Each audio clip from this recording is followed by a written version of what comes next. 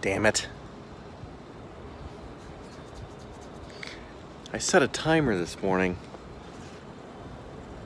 and well, I thought I set a timer this morning, and I guess I either didn't, or somehow I didn't hear it go off, and I turned it off, because normally I get timers on my watch and I see them. Anyway, the pool was a little low, and I put the water on to fill it and said, we'll give it 45 minutes. And that was at 9:30 this morning. And it's almost 3 p.m. now. And we've overfilled the pool. It's highly likely the doggies are going to get in trouble with their mother. Why? Well, one of them won't go near that, and one of them will go right into that and turn himself into a big mud ball. That's interesting. Also disturbing.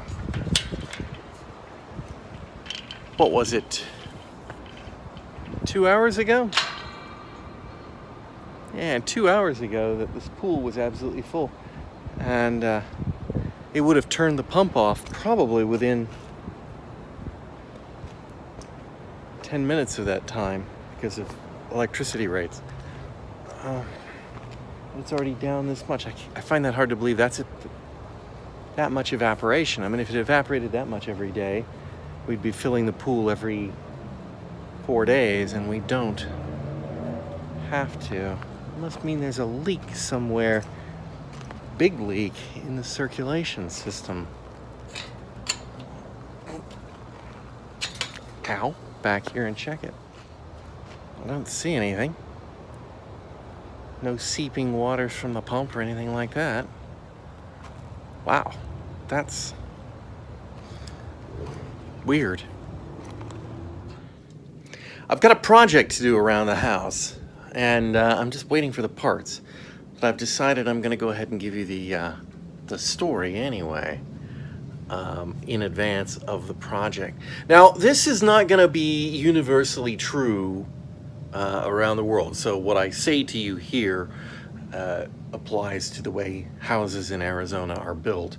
I know that it's different in other parts of the country. I know that it's different in other parts of the world. There are different, even here within Arizona, there are different cities that require these things to be built differently. But in my house, I have what's called a heat pump, which is a single unit that does both the heating and the cooling.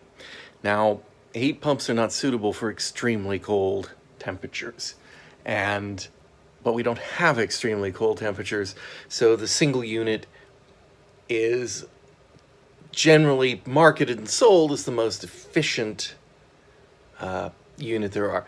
The second thing you're likely to see here is an air conditioner and a heater merged into one unit.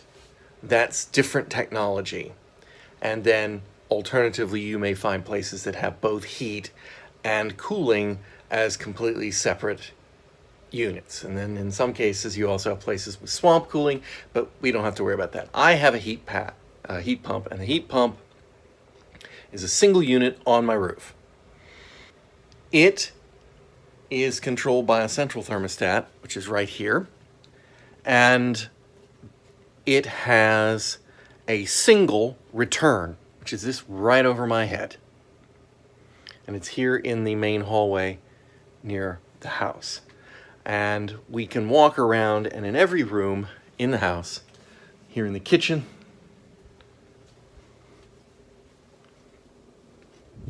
here in the living room, if I go into each of the individual bedrooms,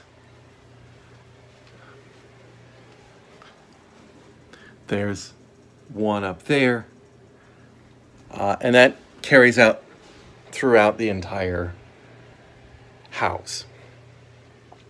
Now, a heat pump, like other forms of air conditioning, basically need not only the air to be pushed into the room, but also take the old air back out, which is what the return's for. If you go into a commercial building, you're going to find a return in every room, pretty much, which is a lot easier because they usually have drop ceilings, but it's necessary to manage the temperature in each room.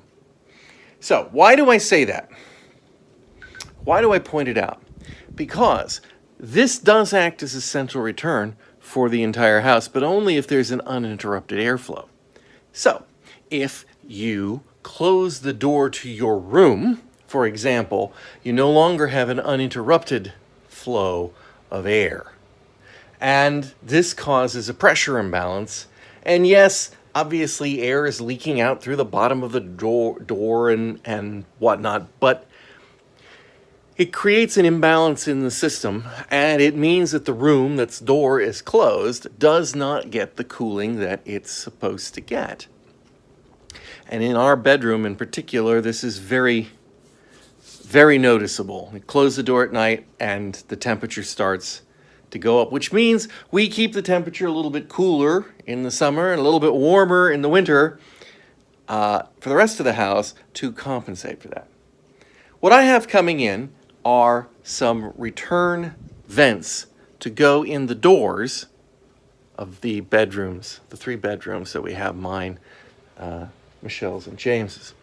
And they're going to be cut in the bottom of the door,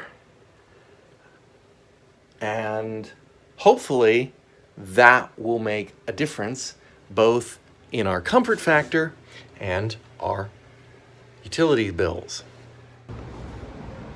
After watching Young Einstein, James wanted Australian meat pies today. You did. You did. You did. You told us that. I didn't. You did. I wanted it before that. I see. And then I just wanted it more after watching it.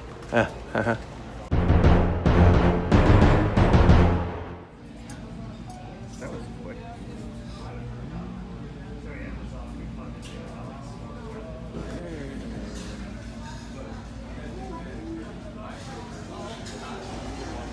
There goes my calorie count for the day.